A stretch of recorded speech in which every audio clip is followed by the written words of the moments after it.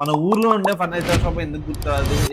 Future లో conduct చేయడం ప్రతి బిజినెస్ కూడా డిస్పేర్ అయిపోతుంది. ఈ స్టేట్మెంట్ ఎంతవరకు నిజమో ఒక ఎగ్జాంపుల్ తీసుకుని అర్థం చేసుకుందాం. మన అందరికి రెగ్యులర్ గా ఇన్స్టాగ్రామ్, యూట్యూబ్ ఫాలో అవుతుంటే మీకు తెలిసిందే, మన ఫర్నిచర్ బిజినెస్ అనగానే మనకు గుర్తొచ్చే ఫస్ట్ పేరు బీకేపీ. మన ఫర్నిచర్ అనగానే బీకేపీ ఎందుకు గుర్తొస్తున్నారు? మన వీధిలో ఉండే ఫర్నిచర్ షాప్ లేకపోతే మన ఊర్లో ఉండే ఫర్నిచర్ షాప్ ఎందుకు గుర్తురాదు? యాక్చువల్ గా మనకు గుర్తు రావడానికి కారణం ఆయన అందించే ప్రొడక్ట్స్ వల్ల, ఆయన చేసే బిజినెస్ వల్ల కాదు. మనకు రోజు ఇన్స్టాగ్రామ్ లో, యూట్యూబ్ లో ఏదో ఒక వీడియోతో మన ముందు రావడం, కస్టమర్ రివ్యూ అనో, షాప్ ఓపెనింగ్ అనో, లేకపోతే ఏదైనా సైట్ విజిట్ అనో, లేకపోతే వ్లాగ్ షేప్ లోనో, ఏదో ఒక షేప్ లో మన ముందు ఎప్పటికప్పుడు కనిపిస్తూనే ఉన్నారు. దీని వల్ల మన ఆడియన్స్ మైండ్ లో బీకేపీ హోమ్ ఫర్నిచర్ అనేది స్టాంప్ అయిపోతుంది. అందుకనే ఈ రోజుల్లో ప్రతి బిజినెస్ కి కూడా ఎప్పటికప్పుడు రెగ్యులర్ గా కొత్త కంటెంట్ ప్రొడ్యూస్ చేయడం చాలా ఇంపార్టెంట్ అయిపోయింది.